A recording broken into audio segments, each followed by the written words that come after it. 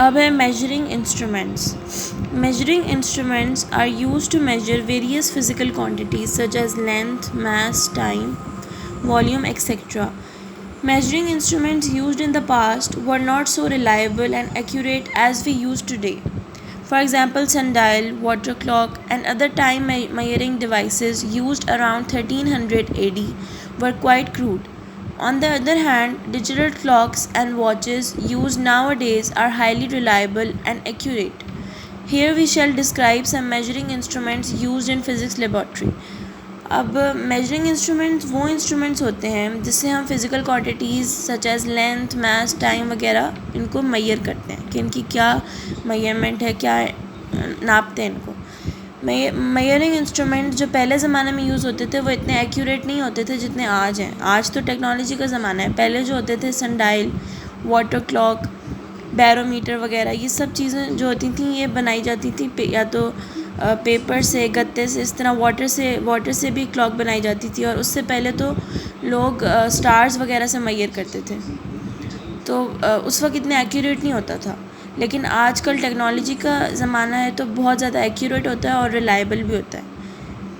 तो measuring instrument जो 13 AD में यूज़ होती थी वो बहुत क्रूड होती थी. क्रूड मतलब बहुत ज़्यादा मुश्किल होता था उनसे काम करना, बहुत क्रूशल होती थी. लेकिन आज जो डिजिटल क्लॉक्स हैं, वॉचेस हैं, मतलब अब स्मार्ट वॉचेस आ गई हैं, तो आज जो है वो हाईली रिलायबल और एक्यूरेट होती हैं इंस्ट्रूमेंट्स. इस टॉपिक में हम पढ़ेंगे इंस्ट्रूमेंट्स में जो फ़िज़िक्स लेबॉर्ट्री में यूज़ होते हैं. ठीक है. साथ एक इन्फॉर्मेशन है, Hubble space telescope orbits around the earth, it provides information about stars.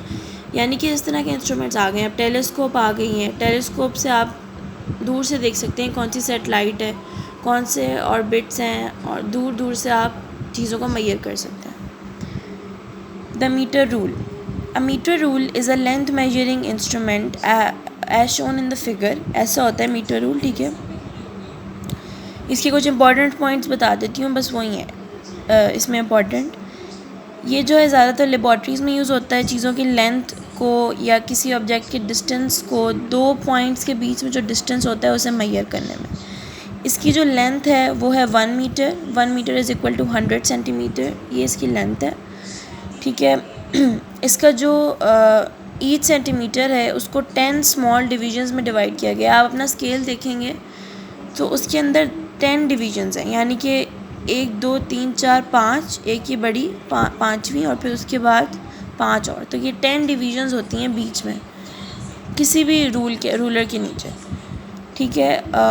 उसके बाद each 1 millimetre is the smallest reading. इसमें जो एक पॉइंट होता है ना वो स्मॉलेस्ट रीडिंग है, यानी कि जो 1 मिलीमीटर है वो स्मॉलेस्ट रीडिंग है इन अ मीटर रूल. और किसी भी इंस्ट्रूमेंट की जो स्मॉलेस्ट रीडिंग होती है ना वो होती है लीस्ट काउंट. स्मॉलेस्ट रीडिंग मतलब इससे कम वो नहीं नाप सकता, यानी कि मीटर रूल 1 मिलीमीटर से नीचे के ऑब्जेक्ट को नहीं मेजर कर सकता.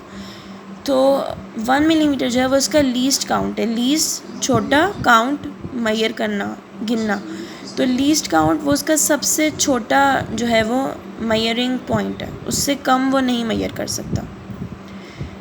अब मीटर रूल से मेजर करते वक्त आपने अपनी आइज़ को जो है वो वर्टिकली रखना है, यानी कि बिल्कुल ऐसे वर्टिकल होता है ये, जैसे ये पेन मैंने पकड़ा इस तरह होता है वर्टिकली, तो इसी तरह आपने देखना है. अगर आप यूं या डायगनली या इस तरह देखेंगे तो फिर वो गलत हो जाएगा. तो अगर आई लेफ़्ट या राइट की तरफ होगी तो वो शायद मसला हो जाए. तो आपने वर्टिकली रखनी है ताकि मेजरिंग में कोई प्रॉब्लम ना हो.